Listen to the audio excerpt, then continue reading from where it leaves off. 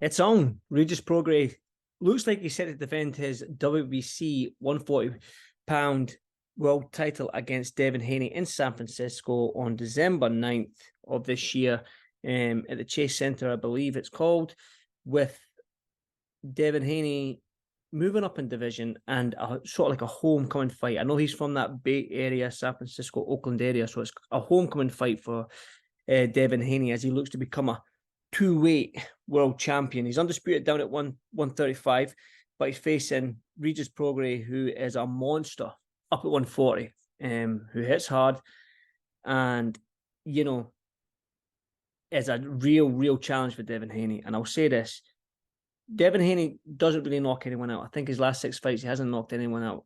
I think the last fight was Abdulayev in 2019. Yeah, Abdulayev in 2019. So he seems to go for the points. He's got a good jab. He's technically sound.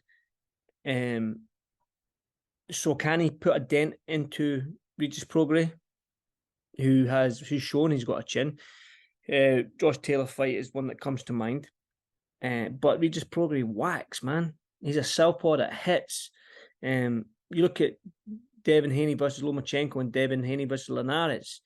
Now, both southpaws, both small lightweights, and they managed to put a dent in Devin Haney. A big southpaw is gonna do some damage to Devin Haney.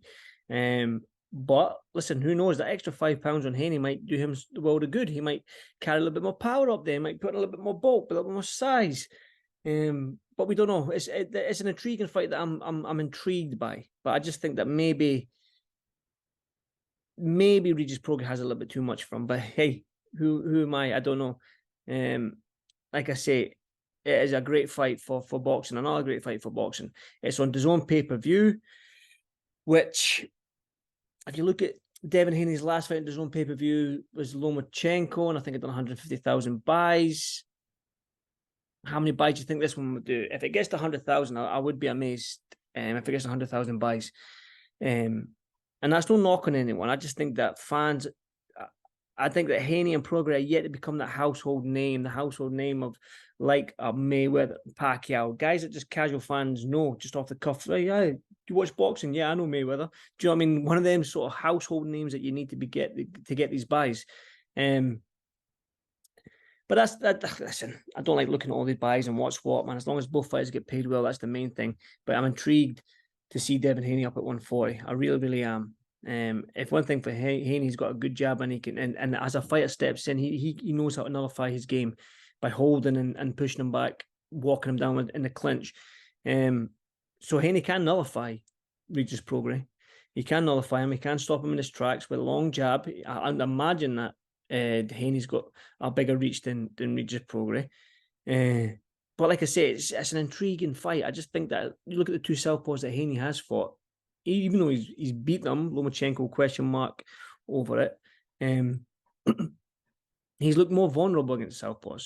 That if I'm going off the Linares Lomachenko fight, and as we know that Regis PROGRAIS has well over 80% knockout ratio percentage, I'm sure he has.